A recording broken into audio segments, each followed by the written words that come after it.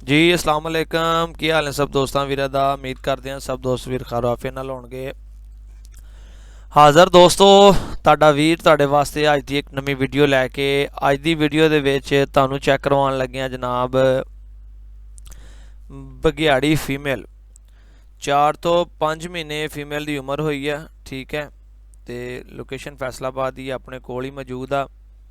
जिहड़ा भी कोई दोस्त भी लेना चाहे आके ले जा सकदा।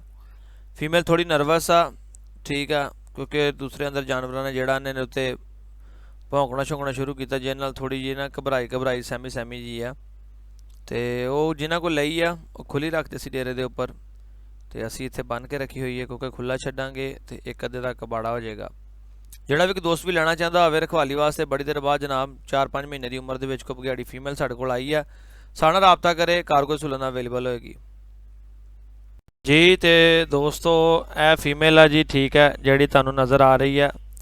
तो जत छत देख लो तुसीं, ठीक है, प्योर बघियाड़ी है, रंग रूप सोहना तुहाडे सामने वाजिया वा। तो तकरीबन 4 तो 5 महीने की उम्र हो गई है। ठीक है, उदा बिल्कुल एक्टिव आ, सेहतमंद आ, कोई नुक्स ऐप कोई चीज़ नहीं हैगी।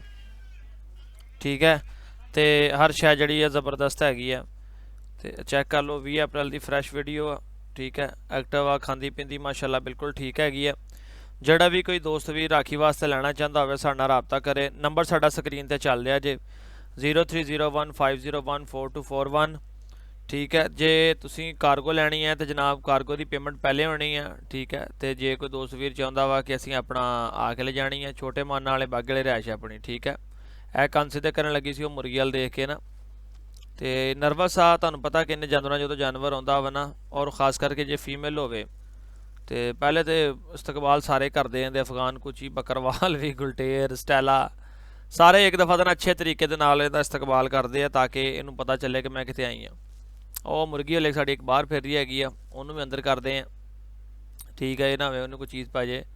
तो टाइम काफ़ी हो गया, तो देखो दोस्तों हर लिहाज ना तुहानूं चैक करवा दी जे। ठीक है, बाकी थोड़ी जल्दी वीडियो बनाई है, टाइम थोड़ा साढ़े कोल। तो जिहड़ा भी दोस्त भी आके चैक करना चाहे तो जनाब आके चैक करे। जो कोई कार्गो लेना चाहे तो कार्गो ले लवे, कार्गो भी जी ठीक है हो जाएगी।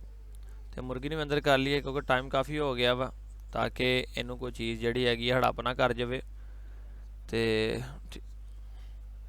चलो चलो चलो तो नंबर स्क्रीन पर चल रहा, जोड़ा कोई दोस्त भी लेना चाहता हो साडे नाल राबता करे, कार्गो की सहूलत नाल अवेलेबल होएगी जनाब। ठीक है, आके ले जाना चाहे चेक करके आके ले जा सकते हो। इस नाल अपने वीर नूं इजाजत दिओ, दुआवां च याद रखियो, मिलते रहांगे तुहाडे नाल इसी तरह। अल्लाह हाफिज़।